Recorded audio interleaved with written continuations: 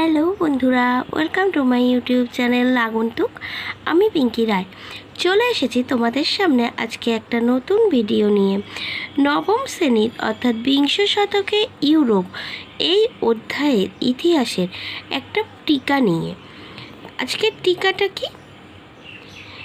আজকের প্রশ্ন উত্তর আলোচনার পূর্বে তোমাদেরকে বলে রাখি, আমার প্রশ্ন উত্তর শেয়ার যদি তোমাদের ভালো লেগে থাকে তবে অবশ্যই সাবস্ক্রাইব করো আমার আগন্তুক ইউটিউব চ্যানেলটি। তো চলে আসি আজকের প্রশ্ন উত্তরে। আজকের প্রশ্ন হলো, টিকা লেখো নয়া অর্থনীতি অর্থাৎ নিউ ইকোনমিক পলিসি। এই প্রশ্নটা যদি তোমাদের পড়ে সচরাচর 8-এ পড়ে থাকে, তো দেখো কীরকমভাবে লিখবে। লেনিনের নতুন অর্থনৈতিক নীতি। 1917 খ্রিস্টাব্দে রুশ বিপ্লবের মাধ্যমে লেনিনের নেতৃত্বে মার্ক্সবাদী বলশেভিক দল রাশিয়ার শাসন ক্ষমতা দখল করে।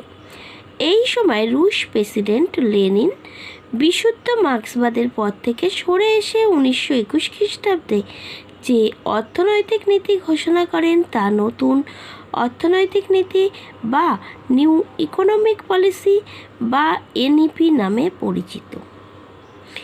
এবার পয়েন্টস করতে হবে নতুন অর্থনৈতিক নীতি কর্তৃক গৃহীত পদক্ষেপ।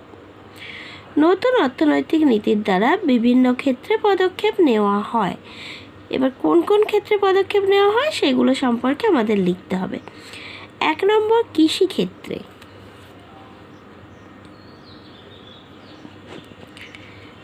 দেখতে পাচ্ছ কৃষিক্ষেত্রে